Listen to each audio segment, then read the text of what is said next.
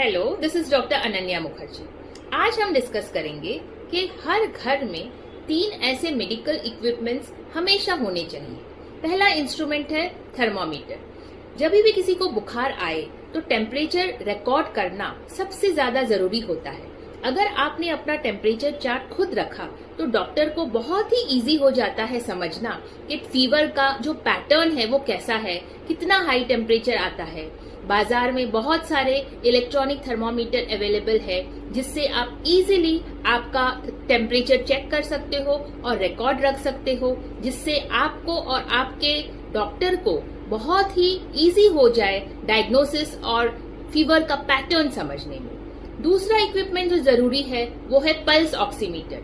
Covid के time बहुत सारे लोगों ने जरूर ये पल्स ऑक्सीमीटर रखा होगा अपने घर पे, जिसमें आपको ऑक्सीजन सैचुरेशन का पता चल जाता है।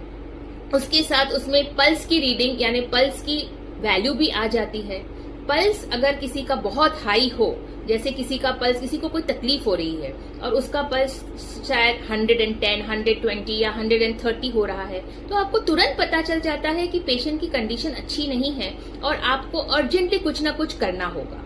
फिर अगर ऑक्सीजन सैचुरेशन नॉर्मली 98-99% होता है, अगर किसी को कुछ तकलीफ हो रही है, सांस फूल रही है और आपके पास अगर ये पल्स ऑक्सीमीटर हो तो आप तुरंत चेक कर सकते हो कि पर्सन का ऑक्सीजन सैचुरेशन कितना है। अगर ऑक्सीजन सैचुरेशन गिर रहा है तो तुरंत अस्पताल जाके उसका इलाज जल्दी से जल्दी हो सकता है।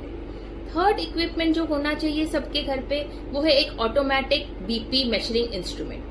अब ये ऑटोमेटिक बीपी मेजरिंग इंस्ट्रूमेंट शायद इतना परफेक्ट रीडिंग हमेशा न देता हो और उसको यूज करने का तरीका जानना भी बहुत जरूरी है, नहीं तो रीडिंग्स गलत आ सकते हैं। फिर भी ये एक इंस्ट्रूमेंट है जो आपको एक इंडिकेशन तो देता है कि ब्लड प्रेशर किसी का हाई है या लो है, क्योंकि अगर किसी इंसान का ब्लड प्रेशर हाई हो तो भी उसको हेडेक और चक्कर आ सकती है, किसी का ब्लड प्रेशर लो हो तो भी उसको चक्कर आ सकती है।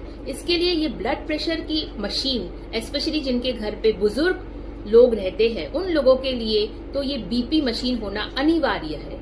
हमेशा आपके घर पे ये 3 इंस्ट्रूमेंट्स का रखना आपके लिए बहुत